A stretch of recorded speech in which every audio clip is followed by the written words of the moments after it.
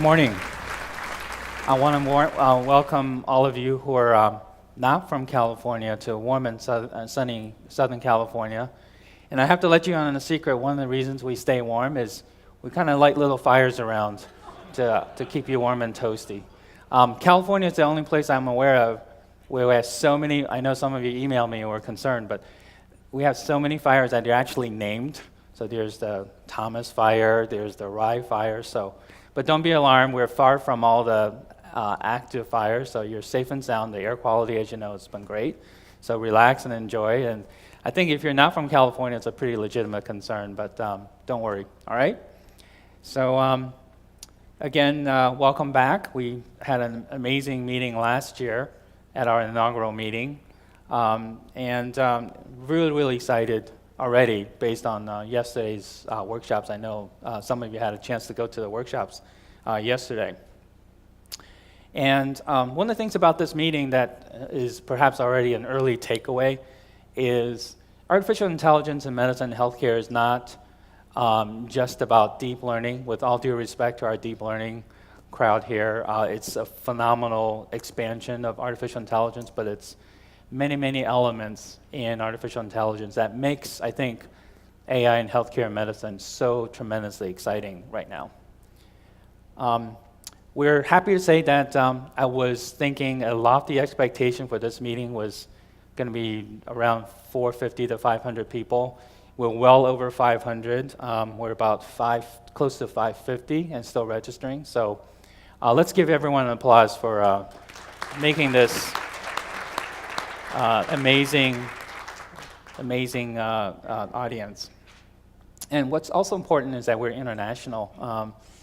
About 20 countries are represented, so we're going to try to figure out who came the farthest and give that person a nice massage certificate. So some people travel as long as 40 hours to get here, so we're so appreciative of the fact that in this day and age of digital communications that people still feel it's important.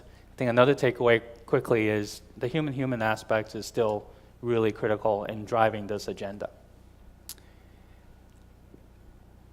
The workshops yesterday was just phenomenal. I was just talking to Gary here that people actually elected to miss the sunset to stay on longer at the sessions, which is amazing because some of you saw the sunsets recently. So just about all the workshops were sold out. We had as many as close to 100 for some of the workshops. So we'll definitely expand those workshops. I think the interest level was tremendous, and give us feedback.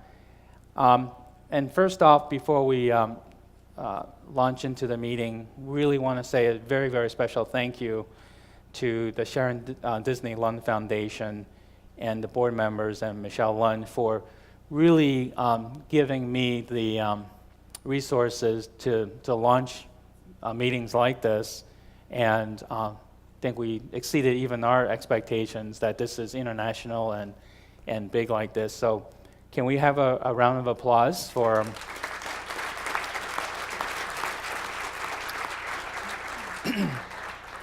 Bob and Gloria for being here representing the board? And I always tell them that Bob actually worked with Walt Disney, so how appropriate that Walt Disney spirit is still within us here in Southern California. And thank you for the pixie dust that we needed to get this thing launched.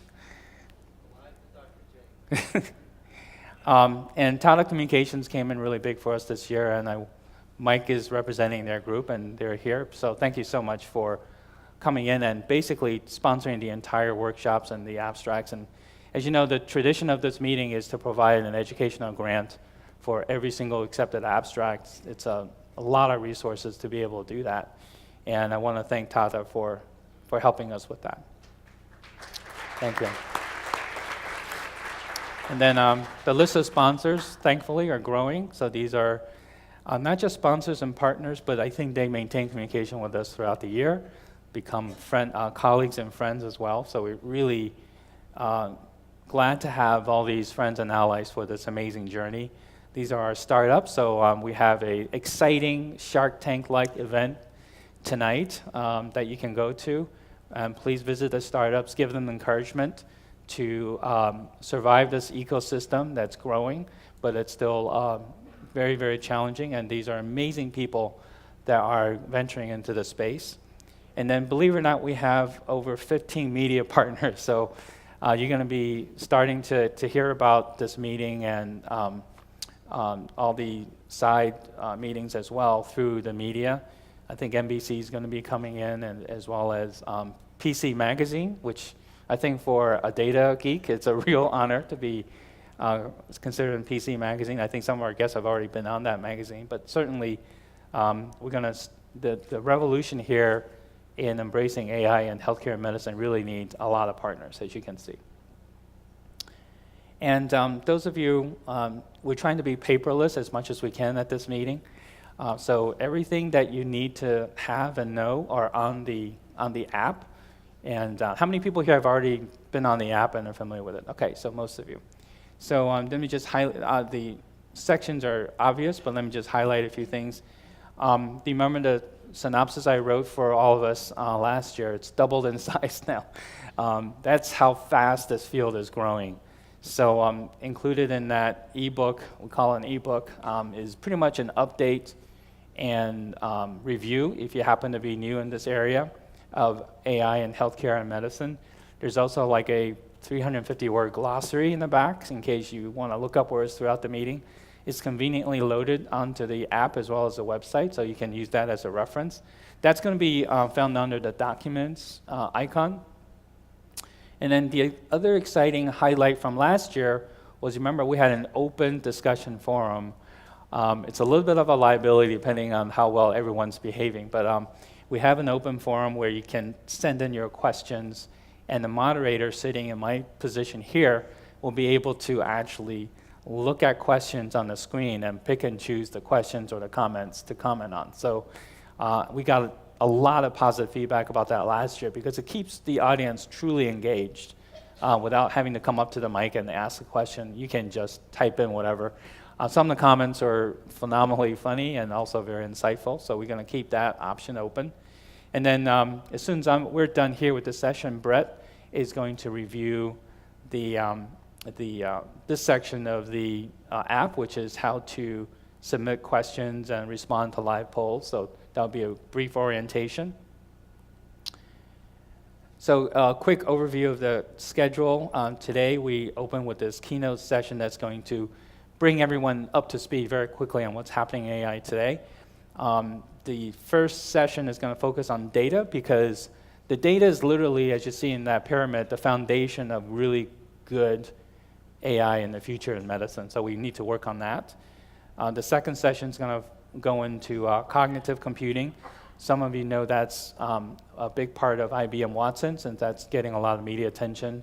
Not always positive, but we're going to talk about cognitive computing. And then we're going to go on and talk about deep learning, since that's such a popular topic right now. And then the afternoons are sort of the hardcore application. So we have a lot of clinicians come in and talk about how they use AI in different categories. And lastly, the exciting, we call it the AI Med Beach event because Shark Tank is a little intimidating. So instead of Shark Tank, we call it AI Med Beach, and that's the pitch event. We have invited half a dozen true life venture capitalists to come in and really listen to these company ideas and give us feedback. So don't miss that event. It's very, very exciting. So tomorrow, we go on a similar format schedule-wise. We open with a keynote session focusing on deep learning. And this first session is also focused on deep learning. Tomorrow's sort of the abstracts day. We had, believe it or not, close to 150 abstracts this year. It was very, very difficult to choose, but we'll be presenting the best ones. So the best one in each category will be orally presented. The remaining ones that were accepted will be presented in an e-poster digital format tomorrow afternoon. We go on to, again, the early afternoon is going to be applications of these technologies. And again, the evening event is a reception and electronic poster abstract presentations. Please spend some time and support these young people and sometimes more senior people presenting these abstracts and talk about their passion to apply AI in healthcare. And then the last day, we close with two very exciting sessions focusing on what's coming, what's new about AI in healthcare and medicine beyond deep learning that you hear about so much.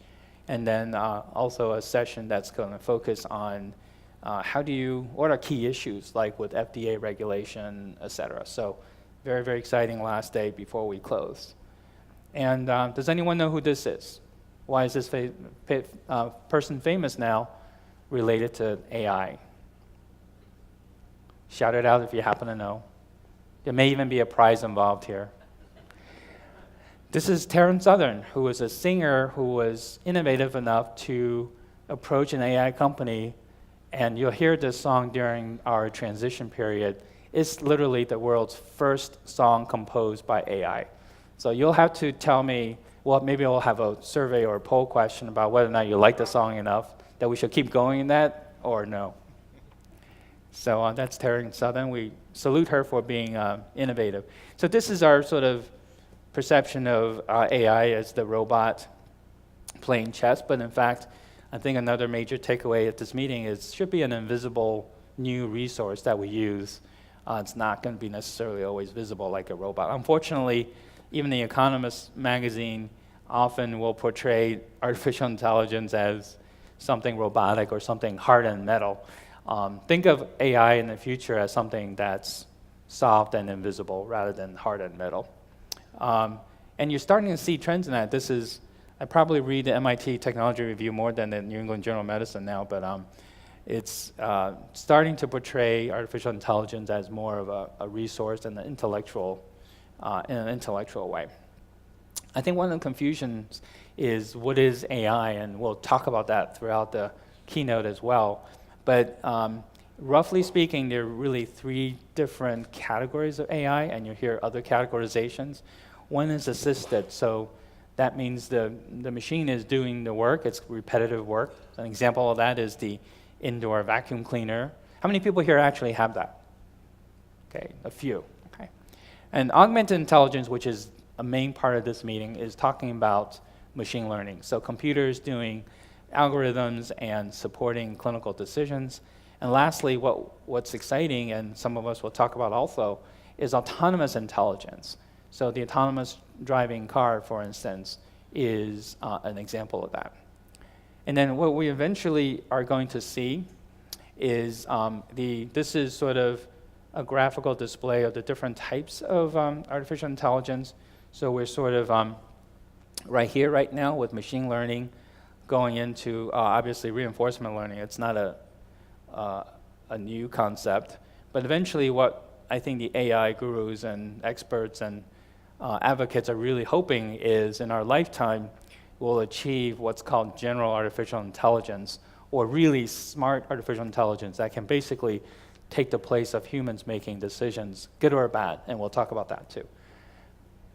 So my personal epiphany started with, and some of us were talking about the IBM Watson beating the supercomputer IBM Watson beating human contestants on February 14, 2011. I remember that date because I'm a cardiologist. Valentine's Day is a good holiday for us.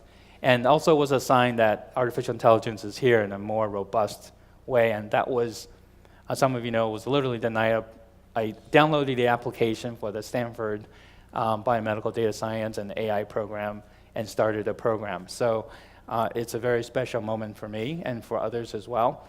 And this is what a senior cardiologist looks like trying to hang out with younger, cooler people.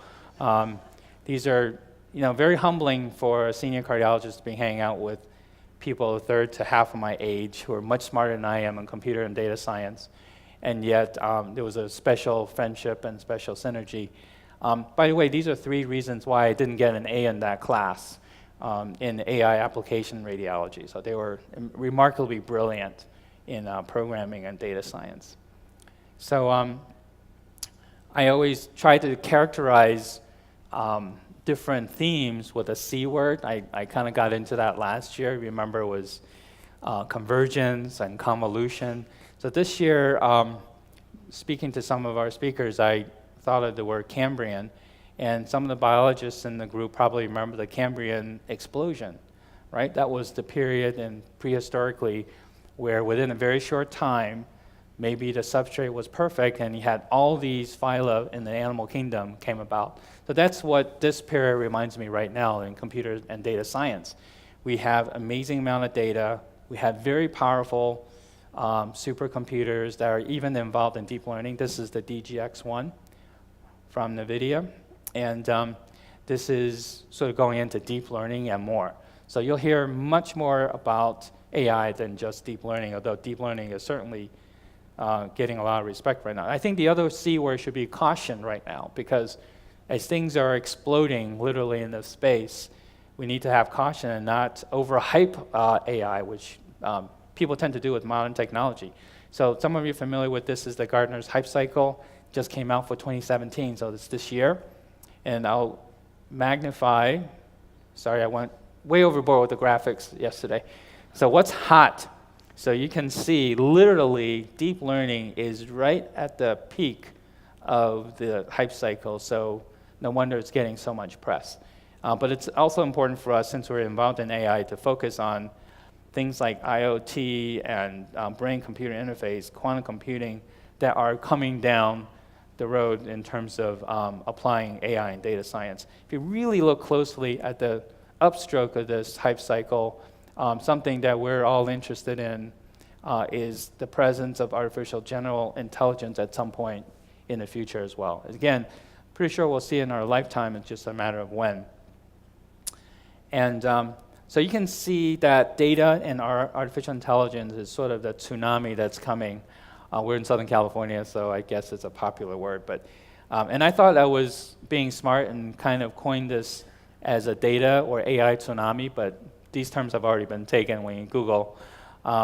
This is another cartoon that says, the data don't predict a tsunami with absolute certainty.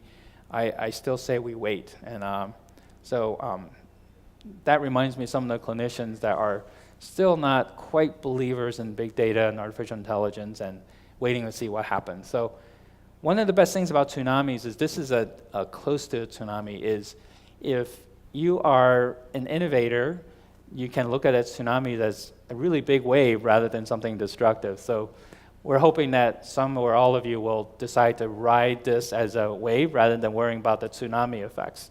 So if you look very closely at the surfer, it was actually, I was doing this, I think, okay. Listen, I surf for half the summer with my nieces, and it's a young man's sport, trust me. Some of the other aspects that we need to have caution is, healthcare, we've heard institutions getting hacked, but I think that's only the beginning. We have to really focus on cybersecurity, and we'll focus on that. So, and even NSA has been hacked. So that tells you how good the hackers are, and Uber, as you know. And the takeaways from last year's workshop, just to remind us, we were saying that big data is in its infancy. It's very fragmented in healthcare. We need to get that organized. AI is more than machine learning. It's a large portfolio. And then we talked about cognitive computing amplifying human intelligence. I kind of went around the workshops, and cybersecurity was already an issue last year. Went around the workshops this year and took down some notes about what was noteworthy. AI in medical images is already having major impact. The RSNA, which is the big radiology meeting that happened last week, 2 weeks ago, was just full of seminars on deep learning. So it's already hitting radiology. We kind of predicted that last year. Another aspect is deep learning is not the only solution. It's a good solution, but it should be part of a portfolio. Someone says statistics is not knowledge. Sometimes we overextend statistics and think it's new knowledge. It's not always knowledge. And beware of automation bias, and that's from Enrico Correa, who basically warns us that don't over-rely on anything that's automated. We all have GPSs, but you can't trust it 100% just yet, right? Sometimes you lose a signal, sometimes it gives you wrong directions too. And then welcome again back to AI Med this year. So with that, I have a really distinguished panel to open the keynote session with Peter, Mike, Gary, and Sean, and we want to pay special tribute to why we're all here focusing on AI in healthcare and medicine. Yes, it's cool technology. Yes, it's very intellectual, but we should never lose sight of why we really need and should do this. So we're going to play a special video for you to remind all of us why we have to do this. Hi, my name's Tim Vorenkamp, and I'm going to redo that. That's terrible. How's it going? My name's Tim, and this is who I am. When I was 13 years old, I was diagnosed with stage 3 synovial sarcoma. It's only given to about 500 people in the world a year. It's one of the rarest cancers you can get. And at the time, it was actually really scary. I had a huge lump that was growing on my leg, and people didn't really know necessarily what it was. They thought it was maybe a cyst or something like that. And it turned out that it was cancerous. Within a week, we did a biopsy, and then within the month, I had found out that I was diagnosed with stage 3 synovial sarcoma. The first thing I remember when I was diagnosed is that the people that were in my room were my doctor, my parents, and then also my brother. And the reason that I remember that is because they were all crying. And the reason that I find that so important is because I was sitting there and I was smiling. I was happy. And in a weird way, the reason I was doing that is because I knew it was in stage 4 at the time. You know, it was kind of my way of showing that I could overcome this. I can beat something like this. Over the last 5 years, I've done hundreds of doctor's visits, even more blood tests and blood work, too many hospital visits, and then I've done over 8 surgeries. I realized that I wanted to live not a cancer patient life, but a normal life. And I knew that my normal at that time, and it still is today, is that it's not a normal for anyone else, but my normal is completely different from what anyone else will ever experience, because they don't have to visit the doctor every 3 weeks, or they don't have to do a scan every 2 months, or constantly have to worry about, is my lung going to collapse? Am I going to have another relapse? How many days do I have left? But over the last 5 years, I realized that I never really thought about it that much. I realized that worrying about your disease or worrying about what's going to happen would cause it to happen. And by not having to think about it and just enjoying life and cherishing every moment I had, it really brought actually the most happy 5 years I've ever had.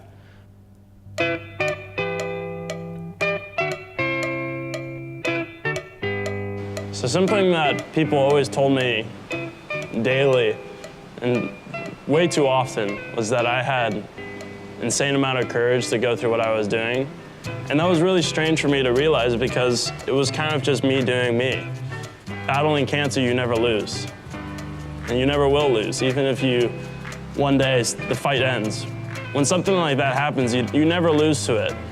You just start a new journey. And that's kind of what life's all about, is that you find journeys and you find paths that you take to get to that final goal of whatever it is you want in your life. And in my life, that is just to be with the people I love and then to enjoy every single moment. Living for others is kind of the most important thing in my life. Living for others simply just means giving each other hope. But hope really means is what kind of makes this world so special, because that's what keeps people together. This hope that you can come through anything. And really in the last 5 years, that's kind of what I've learned, is that hope is the most important thing, not just for me, but also for the people around me. And it turned out like over the years, it wasn't people giving me hope to fight the battle. It was more me giving other people hope that I could do it. And I still believe that I can do it. That's kind of what I wanted to learn from it, because giving people hope is the most important thing, simply because that's what brings us together. And that also brings us back onto that journey and getting to the end of our goal. And that journey is always motivated and always starts off by giving each other hope.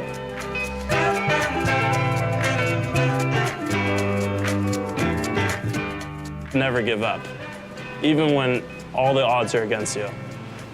I've had to, for the last 5 years, prove every single doctor and every single person that I've met wrong, because I've had so many challenges where I shouldn't even be here anymore. And just living another day is proving a doctor wrong, or proving everyone wrong that you are stronger, You may not realize it, but the reason that you are battling that disease or you're battling something like this is because you can do it. There's a reason that you are the one that are going through it and not your best friend. It's because you're the one that's going to show the rest of the world that you can do it.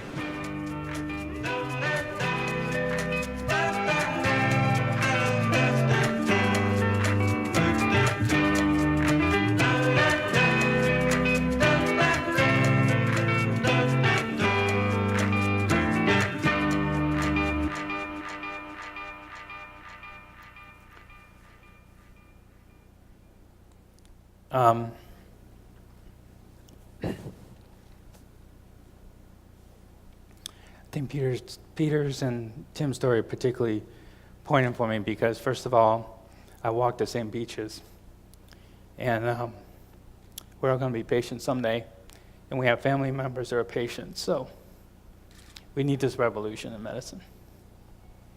Peter, you better go on and with your slides. So, Sure. Peter, just a brief introduction, is an amazing parent that is taking on changing medicine not as a physician, but as a parent. And as one of my physician friends tells me, the most powerful force in nature is a passionate parent that has a cause. So Peter's a good example of that. So Peter? Thank you. Following this video as a dad is still tough, but we'll make the best out of it. I wanted to walk you briefly through what we have experienced and how this also ties into, I think, this very specific topic. Call this presentation Finding the Data. I think that is very telling for that as well. Let me start off with some data, right? Everybody here in this room is, I think, a data geek, so I couldn't resist myself, but you show at least charts with some data. But cancer, what this chart shows is the cancerous population and the chances when you get hit by cancer as a function of your age. Well, what you can see from this is 90% of the population gets hit with cancer when they're 45 years or older. And only 1% is in the age group between 0 and 19, kids and teenagers who deserve an entire life ahead of them. I think that's a very important thing to keep in mind if you talk about pediatric cancers. Then another thing to note, and all this data is coming out of a very large database of 45 million cancer cases, which we analyzed, is this is a plot which shows the cancer population for adults on the horizontal versus cancer population on the vertical axis for pediatrics. So the bubbles on the right-hand side in blue are the most quote-unquote popular adult cancers, right? And we all talk about those all day long. Lung, breast, prostate, colon, and bladder cancer are those top 5. And with those 5, you're covering more than 50% of all cancers in the world. If you look at the pediatric cancers, they're shown here in the orange dots on the top chart. It's a very different set of cancers. And they only represent, these top 10 represents almost 75% of all pediatric cancers, but it's only a very small portion of the adult cancers. So the conclusion from this is that adult cancers and pediatric cancers are vastly different. Put this also in perspective as where are we spending our research dollars and the pharmaceuticals, where are they spending their money and their effort? Obviously, it goes to the bottom right, the adult cancers. And that does not benefit the pediatric cancers for that reason. So the fact that pediatrics is only 1%, you might think there's still 1% left of that budget. Because of this reason, I believe it's way smaller than that. I want to turn this a little bit around and also talk about how we do research in the medical world. It's all talking about these success stories, where we take a population, we do a certain experiment, and we decide at the end of the experiment, hey, we extended the life probability by X amount of weeks or X amount of months, and we consider that a huge success. We're not looking at the non-success stories. And obviously one of those non-success stories was our son, Tim. And literally those cases end up in basements of hospitals here in the United States. I do believe that the data which is in those non-success stories is truly a gold mine and contains really invaluable information to help us find cures, especially for these rare pediatric cases. I'm an engineer by training, and I'm taught to learn from my mistakes, and I think that is something we need to apply here in this industry as well. So the big question is, how do we access this data, and how do we leverage that data to find cures? Well, this is just an example of how data of patients gets recorded here in hospitals in 2017.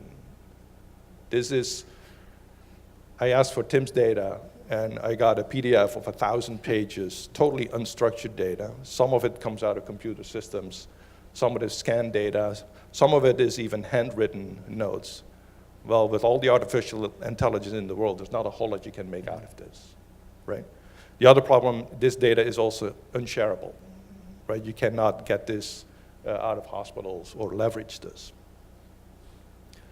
Where do we need to take this? Well, this is Tim's medical timeline, and I don't want to go through the details, but I pulled this together to just show his timeline, diagnosis, what did we do, what was the result, from the start to the end. And I do believe that if we have access to this level of information, and we combine that with genomics and DNA and RNA information, we can unleash a tremendous amount of very valuable information. So how do we go about and making sure that other synovial sarcoma patients are leveraging the information out of Tim's history? Because it takes more than one person to even do statistics. And I do realize that statistics is not understanding what it means, but I think if we can get some statistics going on these very rare diseases, we can make a huge amount of progress if we also combine that with DNA information and RNA. And that applies to, I think, all rare diseases. So in summary, I think there's a tremendous amount of lack of funding for these pediatric cases. And again, this is for an age group for kids who should have an entire life ahead of them. I think there's a huge opportunity to use patient records and have patients or their caregivers provide that information rather than to get us out of hospitals and share and analyze that data. I also believe there's a huge opportunity here for AI machine learning to help create very clean records over time where we can guide patients and caregivers as to what the expected next information needs to be entered into that system.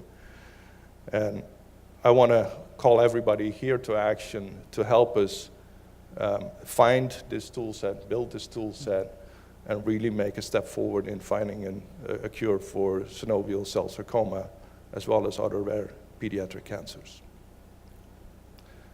I want to end it with Tim's picture and Live for Others. He called this foundation Live for Others. He created this foundation himself exactly 2 years ago. And the reason that he called it Live for Others Foundation takes it yet another level beyond just finding a cure for a disease.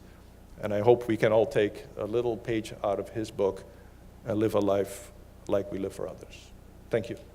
Yeah.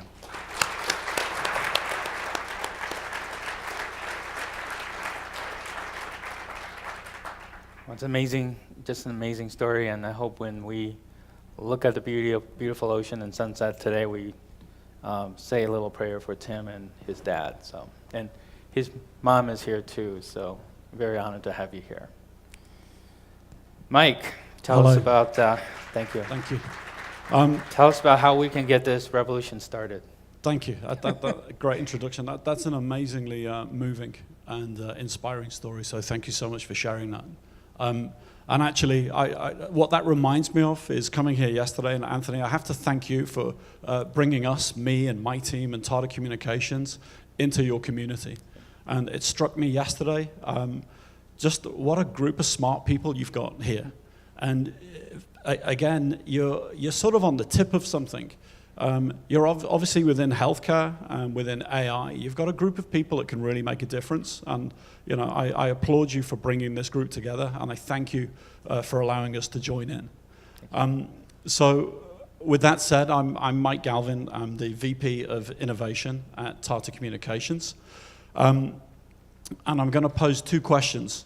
So I'm going to say, what is Formula One? I'm British, so we all know what Formula One is. We grow up with it. But for a lot of you in the room from 20 countries, I'm sure some of you are thinking, what is Formula? Is it a medical thing? Is it a new thing? Well, we'll get onto that.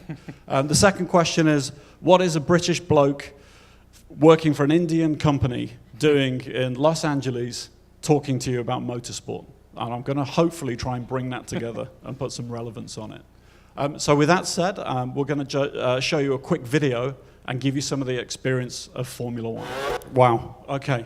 So if you've all had a coffee and you've watched that, your heartbeat's probably racing. We've got lots of cardiologists here, so you should be okay. That was Lewis Hamilton. That was back in 2011.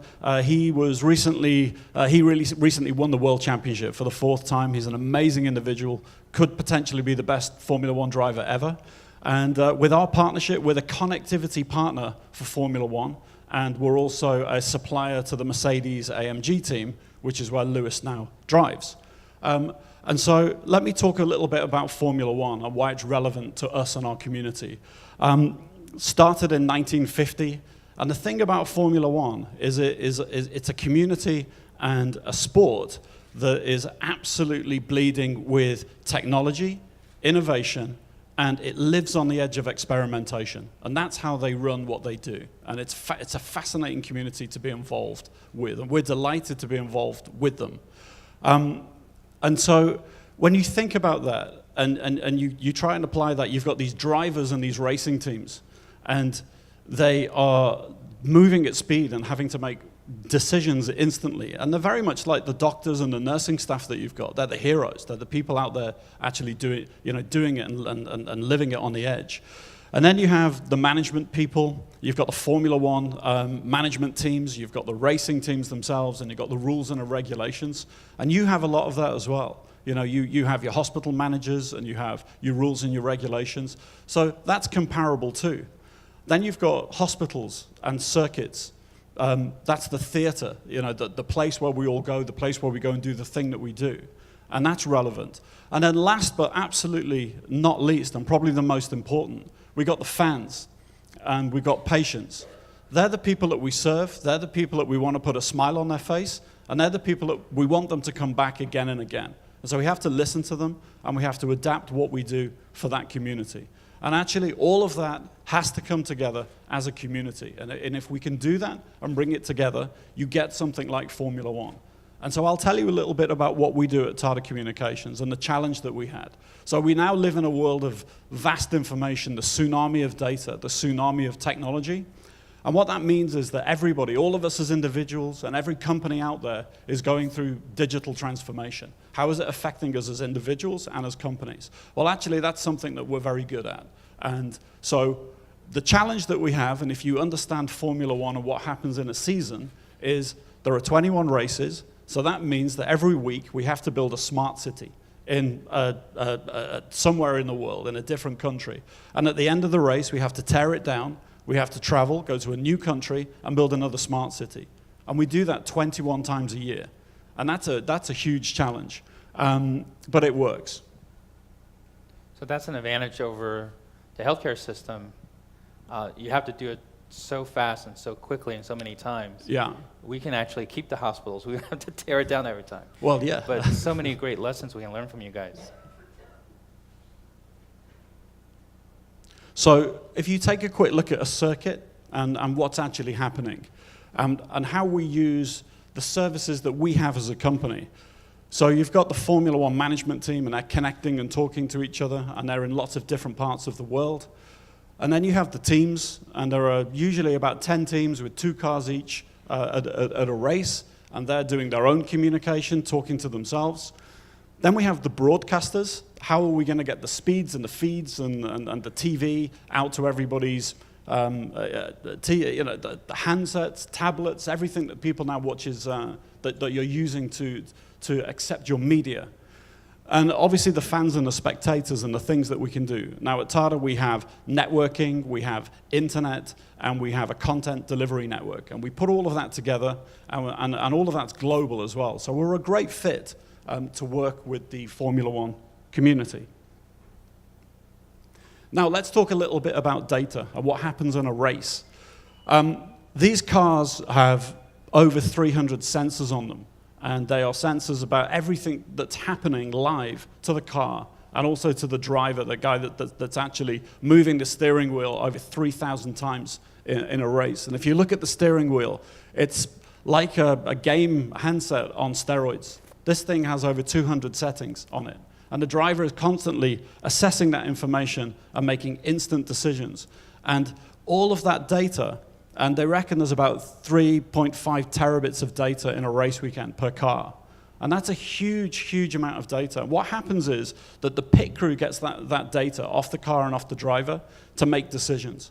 Now also, what's fascinating is that every race team also has a headquarters somewhere else in the world. And for Mercedes, it's in the UK. And all of that data also gets sent back to the UK. And there's a group of people, like a mission control, sitting there, making decisions. And those two communities send information back to the driver about what he's doing and how he can win the race. So data is crucial. And again, I think that really resonates with what we're doing, how we collect data, how we bring that data together, and how we make decisions. So the machine and the human in perfect harmony, trying to make crucial decisions. I was in the garage actually with the CIO of Mercedes, and we had Lewis Hamilton and Usain Bolt behind us, and we were so geeking out about the cars that we were ignoring Usain Bolt and Lewis Hamilton. And if you get a chance to go to a race, please go to a race. It's an amazing experience. So with that said, I think we're just going to play another video. It's a gentleman called Ross Brawn, and he's been in Formula One his whole life. And he used to be a race owner, and now Ross Brawn is the managing director of Formula One Motorsports. And he's going to talk about what I think is the most important thing here, which is the fans and the community. So if we can play the second video. We're going through this period of digital transformation. We have to be sensitive and very aware that people watch things in different ways now. I mean, I'm the same. I watch some of my sport on my mobile device or on my iPad. That is the way people are engaging with their passions, and we have to give them that opportunity. As a technician within a team, your priority is simply to beat the opposition, and that's boring for the fans. So my ambition for most of my life was to dominate Formula One, and now my ambition is to make sure we don't have any team dominating.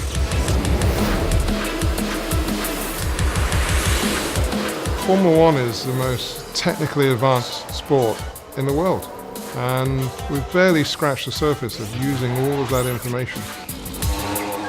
Tata arrived in Formula One at a time when the teams were recognizing that they wanted to look at how they could become a lot more efficient. So they're limited by the regulations how many people they can bring to a race.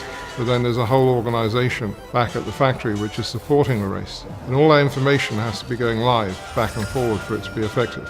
And Tata Communications have been a vital part of that digital transformation.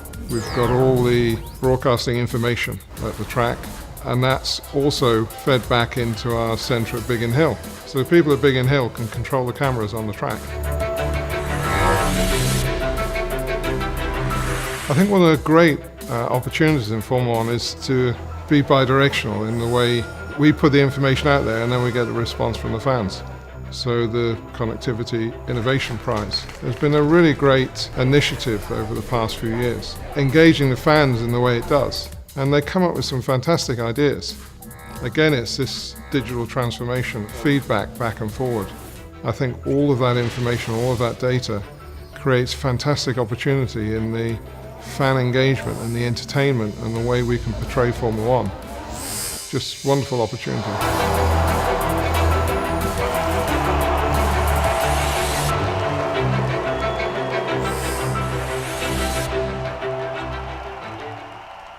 That's great. I think I've got one more quick slide, and I know I'm over time, but it's talking a little bit about the future. And this is a fascinating thing on the top left-hand side, is During the race, the live race, there's also gaming. There's e-gaming and professional gaming now. So you've got young kids who want to be in the race. And so they run it concurrently. And Lewis Hamilton won the world championship in the real car. But as a young guy, I think he's a 15-year-old kid who actually won the e-race. And that's happening more and more in lots of sports now. There's the parallel esports to all professional sports. VR is a big deal as well. And the more you learn about Formula One, we can put people in the car. You know, you can be at home and have a VR headset and be in the car in 4K video. It's pretty amazing. And then obviously we've got other technology in terms of Formula E, which is purely electronic car racing. And so there's lots more happening, and Yep. we're having a meeting with Formula One right now talking about, well, what can we do next year? And you heard about the Innovation Prize. It was just awarded in Abu Dhabi, and it was an IoT solution that won. So I encourage you all, there's a lot of smart people in the room. The next Innovation Prize will come up. It will be $50,000, which will be nice, and you can go to a race, Yep. and we can connect it to this community. So with that said, I'll happy to take any Thank you, questions. Mike. No, it's amazing synergies. We wanted to really open your realm of imagination that we can approach healthcare like you did with Formula One, and hopefully Tata will actually be involved in healthcare as we've talked about. And you know, there's slight differences. I actually wrote about this. One is, you know, you have to maintain that level of intensity during the race and then everything else. But in healthcare, we sometimes have to maintain that intensity 24/7 Right. with individual patients, not just with your two drivers. So, but amazing technology and know-how that we can definitely learn from. So Mike talked about having really smart people here in the room, and one of the best parts about organizing a meeting like this is you can just invite lots of people that are smarter than you, and you can learn. So, and Gary's definitely one of those people. We had an amazing afternoon session in the workshop talking about what he's passionate about, which is a slightly different spin on artificial intelligence. So Gary, welcome. Thanks for having me. I should say that I just recently decided that what I want to do with my life is to apply what I've been thinking about in artificial intelligence and cognitive science to medicine.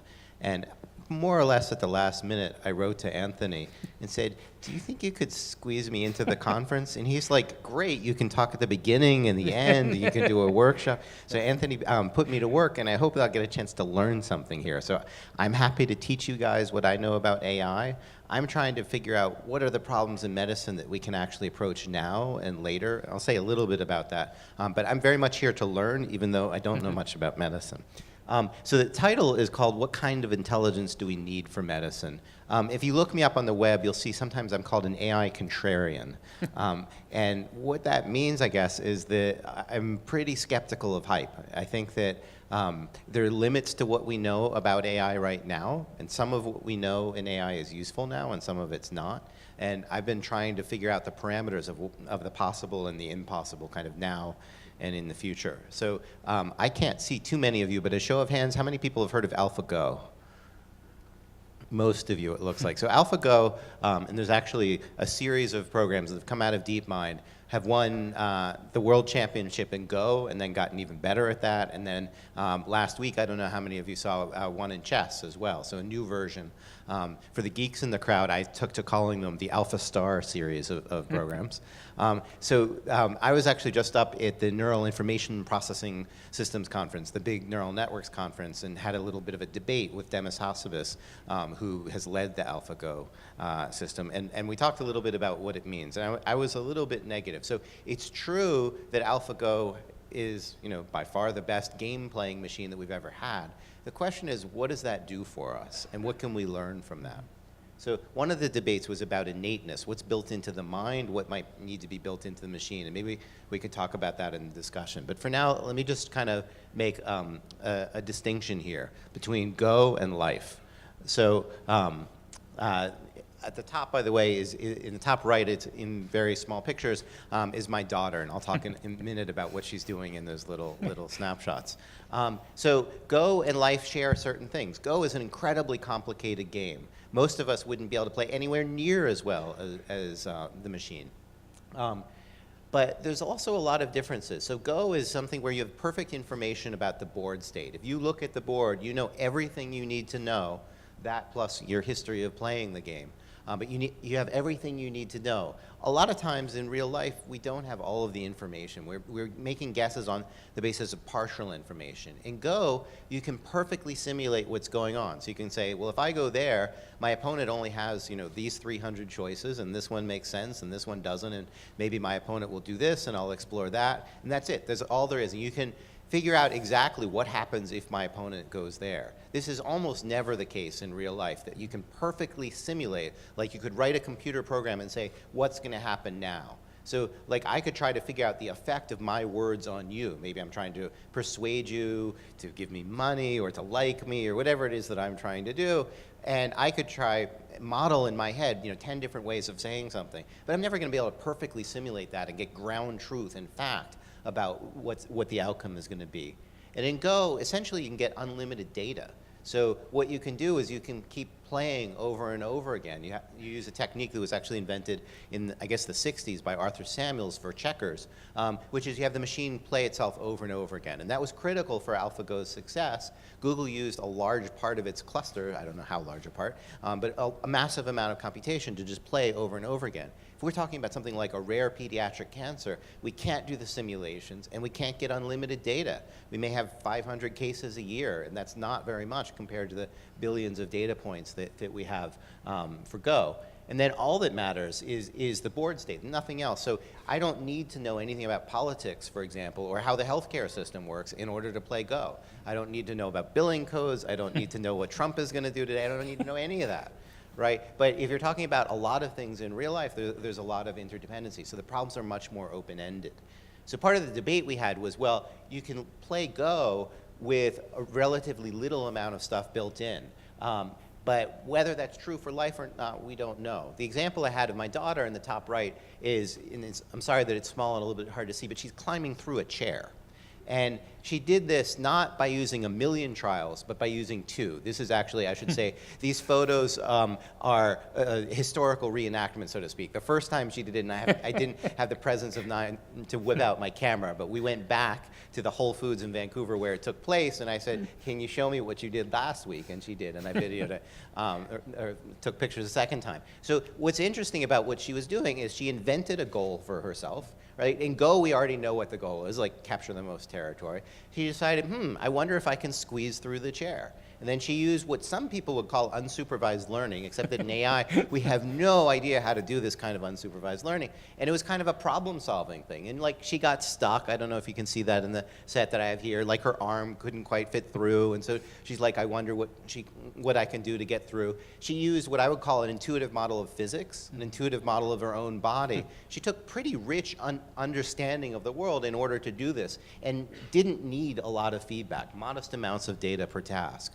I think a lot of medicine is a regime where we have a modest amount of data per task. We only know a little bit about this cancer. We only know a little bit about this treatment and what's going to happen with it. And we want to make inferences. We don't want to just look at a kind of big stored library of games that are similar, because we don't have it sometimes, I would suspect, for medicine.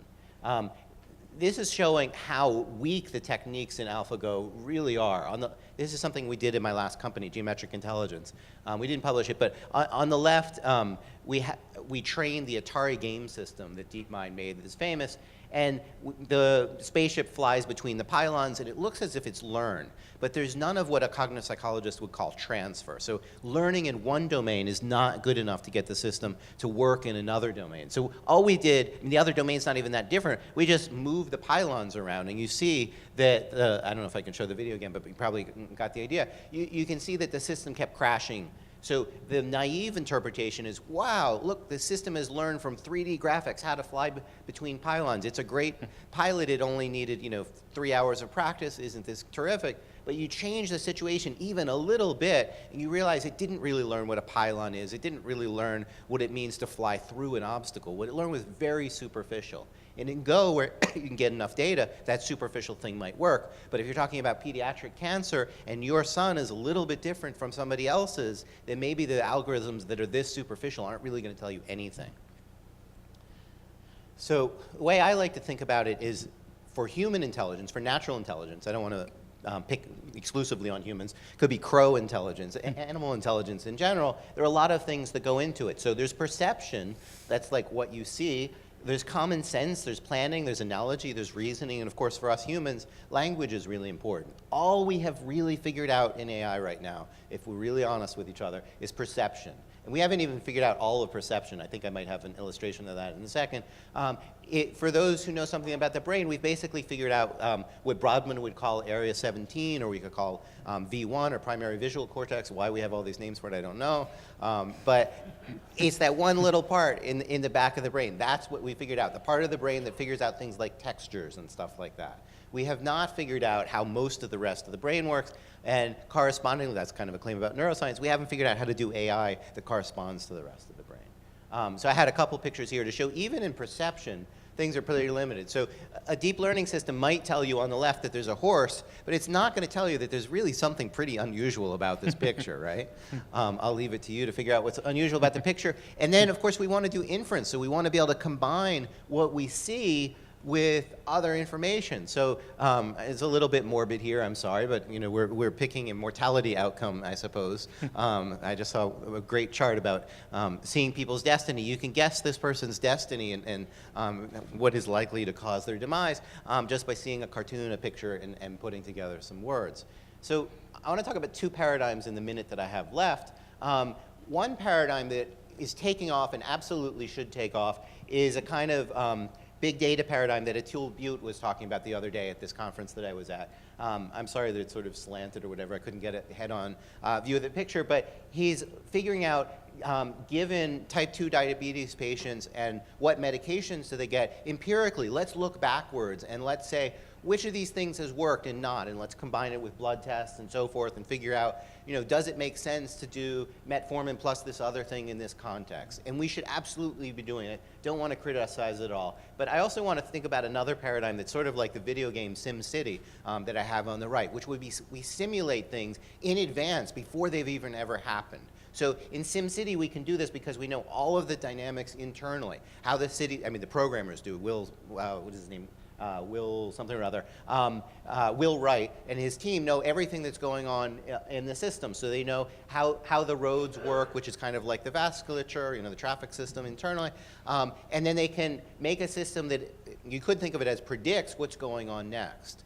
I would like to see medicine move in that direction. I think historically, the way medicine has worked is you kind of like culture something, you find the antibiotic that has historically worked for it, which is on the left. But imagine if we could build an AGI, an artificial general intelligence, that could actually integrate the medical literature with a patient history, including the omics data, you know, all the radiology you could do, and so forth, to actually predict, even if it's never happened before, even if it's a paradigm with only, you know, 500 data points, be able to predict by understanding the underlying mechanics of the biology in a forward way. So not what has happened, but what would happen if. That's kind of my dream in AI and medicine, and I would love help. Thank you very much. Well, so I invited Gary not just because he's such a brilliant mind in AI, but his new interest in healthcare is exactly what we need in healthcare. We need all the smart minds in AI to come and spend at least a little time in healthcare to give us guidance. So, and then I'm really there seems to be a gradient of dressing goes from boring to cool. So, Sean is definitely the coolest guy dressed and from the Bay Area. So, Sean, tell us how do we actually apply some of this in real life? Yeah, thanks. So I'd like to kind of get started just telling you a little bit about myself and my background. So this is me. I'm an intelligence officer by training. I spent most of my career at the National Security Agency. So while thank you for the compliment of dressing cool, but I'm very much a nerd. I always wanted to be a spy growing up, and I ended up not being a lot less like James Bond, a lot more like Q. So NSA was a great place for me. NSA is a place where nerds can really spread their wings. We were collecting hundreds of thousands of rows of data a second. I was there during the beginning of the wars in Iraq and Afghanistan, so I spent most of my time actually in Iraq and Afghanistan, really collecting huge amounts of heterogeneous data coming from all different sources, could be scanned images from people's pockets, it could be network traffic. So we had to store that information, make sense of it, and then give that information back to warfighters in a way that they could use to actually find bad guys. So an incredible experience, and really one where I learned how to deal with big problems. So even though you see that really cool commando picture of me, that's really what I looked like at NSA. So You're on the right? Yes, I'm on the right, yes. So, my weapon of choice is the computer. And after leaving NSA, I started a company, a defense company. We were focused on building intelligence tools, intelligence software for the intelligence community. It was a great little company. And we sold that company in 2011, and I was living in Baltimore, Maryland at the time. And my hometown, which is in southeastern Ohio, said, hey, we're having a big problem with prescription drug abuse. You've got a tech background. Is there anything you can do to help us out? So I started traveling back to my hometown, and that's when I started to look at healthcare. So this is about 2012. And really what I saw immediately was that healthcare didn't have the internet. I mean, of course, we had access to the World Wide Web, but none of our data were connected. We had no way of understanding who a patient was at an identity level. Even identifying a patient was a big problem. So I set out on a journey in 2012 to build the internet for healthcare. It started with really creating a unique ID for every single patient using a graph database, similar to what we did at the National Security Agency. And now we're really focused on AI, but we're focused in AI as an intelligent router to the network. So a way to really do jobs like a human, but understand the data in which is flowing through the system. And if you're familiar with like the OSI levels of a network, layer 7 being the application layer, hence where HL7 comes from. The joke is always that layer 8 is the human layer. And so we're kind of building layer 9, the AI bot layer of that internet to connect everything together. So we call this concept scaling humans with AI. And the idea is, it's really interesting paradox because AI, although a very technical solution, is very much about humans. And it's about getting more out of the human capacity that you already have. Very interestingly, healthcare is probably one of the biggest places where human capacity is wasted the most. You have humans that are data entry, humans that are routers, humans that have routing tables in their heads as opposed to having data they should have in their heads. So we need to figure out how to replace a lot of what humans do and let them do what they're trained so uniquely and capable so uniquely to do. So how do you do this, right? So the interesting thing is when I looked at, okay, how do we implement AI in a way that's practical and useful and operational and actually get it into the market? I'm a very Turing kind of AI guy. I believe that AI should resemble what humans do, and I think you shouldn't be able to distinguish the difference. And one thing really interesting about humans is that we scale through tools. So throughout history, since we came into the modern era, we've been creating these tools for ourselves. Tools like the wheel, right? We've been traveling farther as a result of the wheel. We've been able to move things more quickly at greater weights. Lots of interesting things that allowed us to scale as a human society. Fire gave us a lot of capabilities to scale. The printing press on the left gave us a lot of ability to scale, to share knowledge out of our brain and get it into the brains of others. And we also built this really interesting tool lately called the internet. It's a tool that we built which gave us the ability to scale as humans in a really incredible way. Steve Jobs tells this story. It's not his story, but he's famous for telling it, about a study that was done measuring the efficiency of animals in nature. The condor on the right was able to expend the least amount of energy and go the farthest. The human on the left was actually pretty bad. We were far down on the list. We had to bipedal locomotion.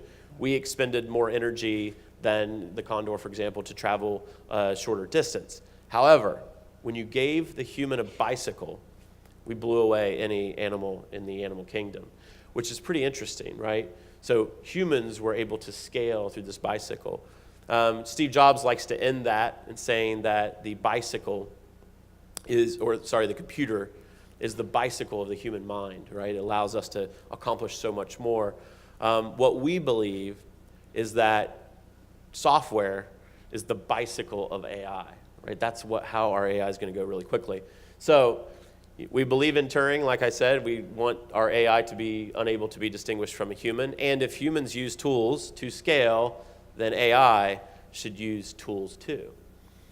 So we've been building over the past 20, 30 years these apps. So, humans have been building software applications for several decades, and there's millions and millions and millions of them. So those are the tools that we're going to use to scale, and we are defining AI in a unique way. We believe a fundamental core piece of AI is robotic process automation, or RPA. I used Johnny number 5 from Short Circuit here because of the eyes, the big focus on the eyes. Computer vision has advanced so much recently.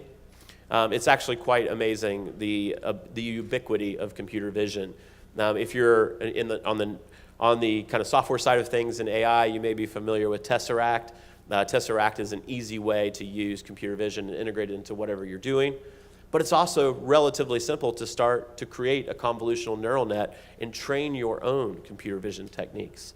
Creating your own CNN or ComNet so you can actually train it on very specific images. So computer vision has gone a long way. We believe that we want to get through the data by integrating with nothing. We do not go through back-end APIs to get at any data, period. We refuse to do it. We integrate with everything. We use the UI to go get any data that we want, just like a human would do it. So we're using the software to go get that data. Another core fundamental piece of AI that we believe in is global awareness. Global awareness is the idea of understanding entities on a global level, so people, places, and things. We want to know who a patient is in one software system in another, one hospital in another. We also want to know what doctors and locations and drugs and diagnoses. Global awareness kind of baked into the brain of your AI is super important. Understanding what these things mean and giving them context. And storing the data a lot like a neuron, or the way the brain stores data, which we think is more closely resembled in a graph. So we use graph databases to do that. And then, of course, machine intelligence is kind of the third major component of AI in how we apply it. Being, allowing our systems to be trained by what humans have done in the past and learning from that. So one of the major things that we do, like let's say we go into a hospital, for example, and we have a scenario where humans have been presented with a whole lot of unstructured data, and they've been making a determination with that data. Like, I've got this 1,000 pages, and the 1,000 pages come in, my human brain processes it and puts out X. If we have years and years of that data, we can use it to train neural nets to make decisions like the human. It's incredible, and kind of the last piece of AI from our perspective. So we believe RPA plus global entity awareness plus machine intelligence equals AI.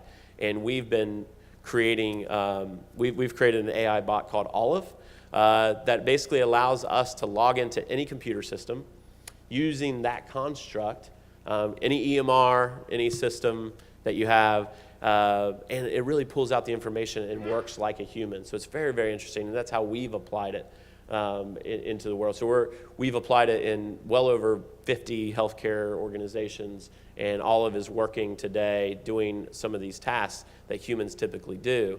And she uses all the crappy software. So you name it, all of the EMRs that look horrible, those user interfaces are clunky, that everybody's complained about for years. Olive doesn't care. She has no preferences when it comes to user interface. So it's a pretty exciting thing for us. One parting thought before we end here today.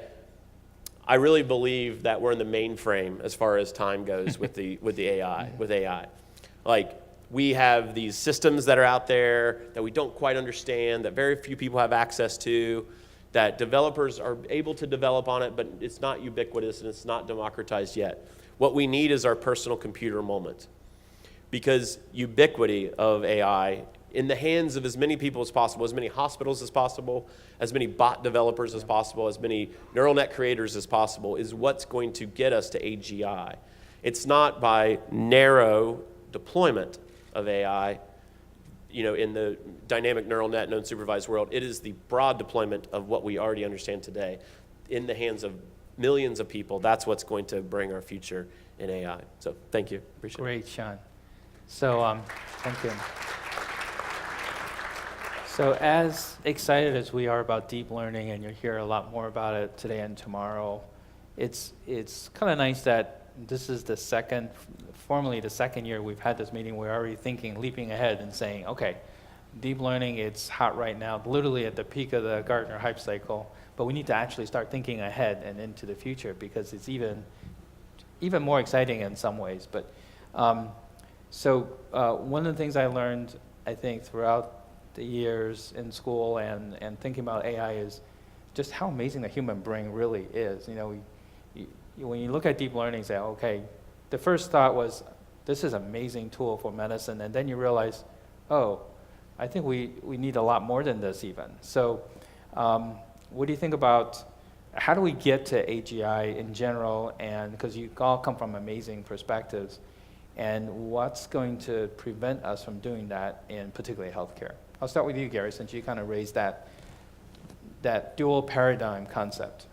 My worry is actually that we're going to get stuck in what a deep learning person will call a local minimum. So the way that deep learning works is you try a solution and then you try to make a small change to that solution. Usually the paradigm is called supervised learning. You have inputs, outputs. You know what the outputs are supposed to be for the inputs, so you can calculate an error. How far am I away from the target I'm supposed to get? And this leads you to a kind of process people call hill climbing.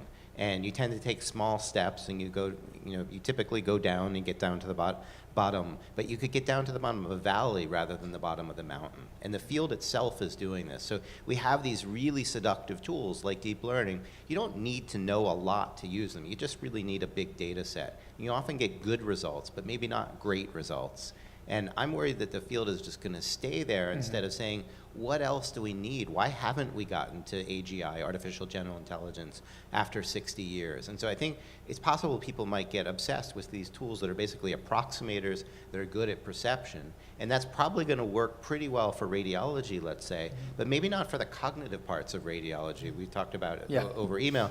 Places where you actually need to know something about the patient history, that's going to be harder to integrate with deep learning. And so ultimately, where I think we need to go is we actually have to go back to old-fashioned AI that's totally out of favor right now and say, well, that stuff was actually pretty good at generalization, dealing with small data.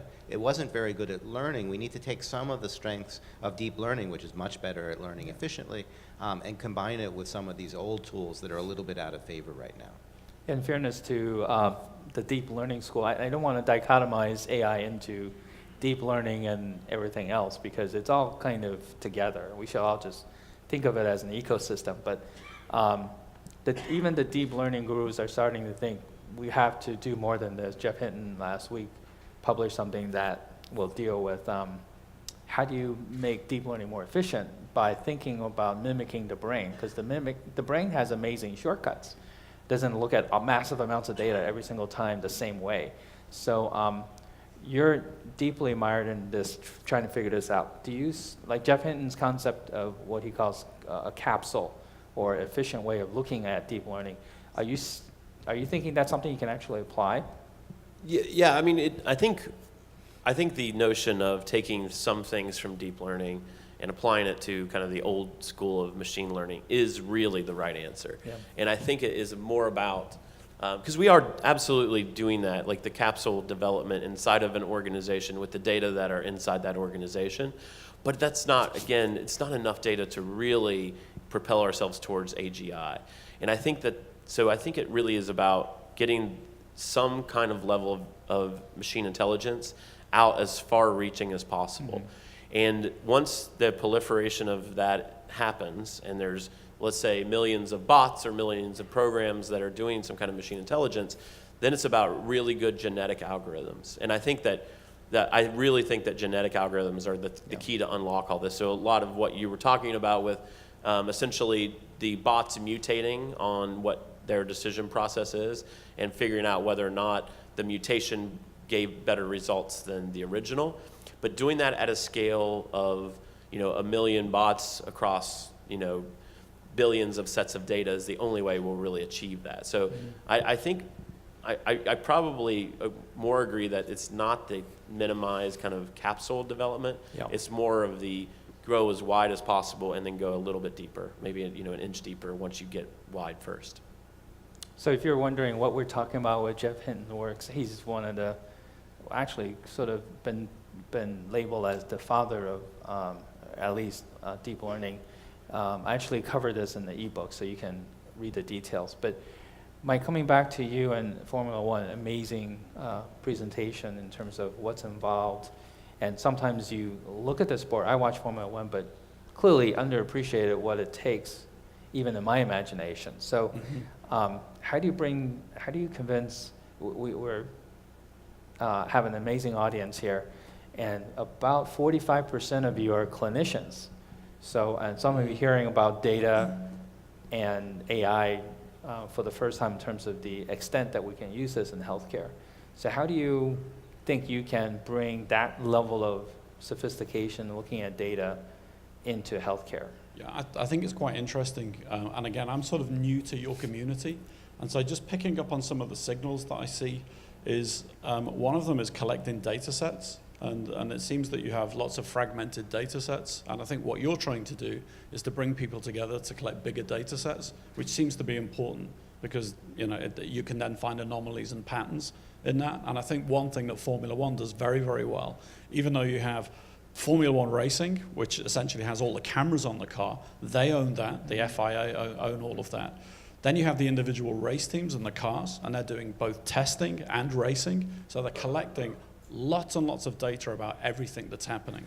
But what they do is then they will pool data, and they will find commonality in what's happening. And the example there is every year they change the rules slightly, and they say, we'll have a different engine, or you have to put a KERS system in, which is the kinetic energy release system. And so the teams adapt, and so at least they all know what they're trying to do collectively. And I think that's an important So you're saying lesson. the teams, competing teams actually share data? well, they have to come. They have to solve common problems within the sport. Okay. And so the approach that they have to take is to collect massive amounts of data. I'll tell you a funny story. When I was in the garage, and this is a great example of the data and the people together. There was an anomaly on one of the cars, and they were freaking out because the race is the next day, and oh my God, what's going to happen? Are we going to have a race? And so they had 6 engineers around the PC looking at the problem on the PC, and tap on the shoulder that said, there's a hole in the engine and the oil's leaking out. So, there is this balance between, bringing It's like a both of those worlds friendly together. competition. Yeah, and I'm sure in you your still want to world- win, but Yeah. you don't want others to be disadvantaged. Sure, right? and I think there was an example yesterday, somebody was talking about the experience that you have as a human and how the human brain works, and that you're picking up on subliminal signals about a situation. And sometimes it's hard for a data set to do that, and that's the human aspect of it. Great. Is So- there a, can I ask a question real Yeah. quick on that? Is there a kind of analogy to the diagnosis that we're collecting from a human interpretation in Formula One? Like, Yeah. because it seems you're talking about telemetry and a lot of data coming off of sensors, and is there a version of like the mechanic looked at it and provided a human kind of determination based on that data? Yeah. Is that stored and collected and analyzed as well? It is. There is actually a project in the UK, and I think it's the McLaren Formula One team. It was a gentleman who was at Ferrari, and then he went to McLaren, and he's working with the Birmingham Children's Hospital, and they're trying to take the example of taking all of those data sets off a car, and how do you apply that to a kid in an ICU, and there's 2 things there. Applying different types of data to get a collective prediction of a problem, but then also mobility as well. And that comes from the problem that the child has. It doesn't, a kid doesn't want to be locked in a room wired to machines. He wants to be out there doing other things. And so I think that's a project called Project Rapid, and I think I'm going to follow it with you, Anthony, and try and make a connection there. So Gary, you talked about all the nuances. I thought that last slide was great and very applicable to medicine, that there's so many other nuances that only data cannot solve. And then we're not even talking about the biological systems in and of itself, that some people seem to think that cancers can mutate almost on an hourly basis. So no matter what chemotherapy agent. So using AGI, which is something that you and I would love to see in our lifetime, do you think that's going to be what it takes to help Peter's son in the future? I mean, as someone who's not a doctor, I would suspect that there are many different cancers that have, different time courses and so forth. And part of what we need to start doing is to look at cancer more as a dynamical system, to use the technical terms, where things are changing over time, and you really want to be able to anticipate those changes over time. So you want to think about, in what sequence should I give these medications relative to what mutations I might anticipate, relative to what interactions between the drugs and so forth. So part of the simulation paradigm that I want to push the field towards is being able to model those temporal dynamics. I think that's going to be critical. It's as dynamic as the gaming that you were showing in biology, certainly. That's right. I mean, games, you have sequences over time in which you do things, and presumably you want to do the same in medicine, but I think often the state of the art is not really set up in that way. I mean, the example I was giving before is, if you're just looking for an antibiotic, at least it used to be before we had so much problems with resistance, you could just pick that antibiotic. There wasn't that much of a time component. It's just okay, I see spots on this slide and clearly you need penicillin. And cancer is not like that because it is such a fast-moving. Well, it's getting smarter too. And I mean, the antibiotic. I mean, that whole field is changing because of resistance. So there was a paradigm, and it worked for a while, and it was better than what we had before. But there's room, I think, for a new paradigm that very much is about the temporal dynamics. How are these biological systems changing over time? If I can go back to something else that was said before, I completely agree we need genetic algorithms. But one way of thinking about it is a good doctor is a product of the genes that build human brains, a lot of experience, and also a lot of knowledge that they get both from their own experience and from teaching and so forth. And the deep learning systems, not to keep harping on them, but they're very bottom up. So they take particular experiences, essentially, that we can feed into the machines. But we don't yet have a way of taking the knowledge that you can transmit verbally. You can say, if you see one of those things. Now it's not published. I mean, even if it's published in language, then we don't really know how to use it. So there's data that's published in a textbook. We don't know how to incorporate that yet into our models, like written English. And then there's stuff that your teacher tells you that's verbal and isn't written anywhere. And maybe you tell your friends, hey, I was treating this patient and this is what I found. And so it's not encoded anywhere. I mean, on that side, we have a question about how we're going to get doctors to train these systems, essentially, with the knowledge that isn't encoded. But we should start at least by how do you take the contents of a textbook and put that into your system? Not just the contents of the labeled stuff you can get out of an EHR, which is one kind of data, but there's this other kind of data about how biology works and how medicine works and what you should expect. We want to be able to integrate that into our models too. And what's amazing is we have now all these tools that are just waiting to be more mature and applicable in biomedicine and healthcare. Sort of think of it as a really growing orchestra. We have a pretty good string section right now with deep learning, and we just need to incorporate the other sections of the orchestra for a grand symphony, I hope, in our lifetime. So, can I just say one thing? I think of a metaphor more of tools, although I think it comes down to the same kind of thing. It's like we've got fantastic hammers now and fantastic screwdrivers, but we're missing a whole lot of power tools. We shouldn't get so excited just because we have these fantastic hammers that we never had and looking for nails. To think that we actually know how to build skyscrapers. We need to figure out what else we need for the skyscraper. I'm going to, in our remaining couple of minutes, I'm going to go backwards in the order of presentation, just say, ask each of us to give the audience a tweet. That means 140 characters. That doesn't mean 5 minutes. What clinicians need to take away from your perspective in healthcare? I know Gary just came into the fold, but what would you say is your biggest take-home message you can give them? Okay, I might have to think about this for 1 second. But so 140 characters. I think your job is changing. You will have more time to care for patients. What will you do with all that extra time? Great. Maybe reassure patients that still need that human-to-human touch, which we sometimes underestimate when the doctor has a computer literally between he or herself and the patient. So, absolutely. Michael. I would say trust in the future of data to help you put smiles on the face of the patients. and work as a community. Okay, Gary? We're never going to have enough doctors, but we can't build the replacements just by doing perception. So let's figure out together how to take the cognition from doctors and add it to what we can do with AI. Great. Peter? Well, first of all, I think these are the most amazing people in the world caring for sick people, sick children. And I want to encourage them to share information.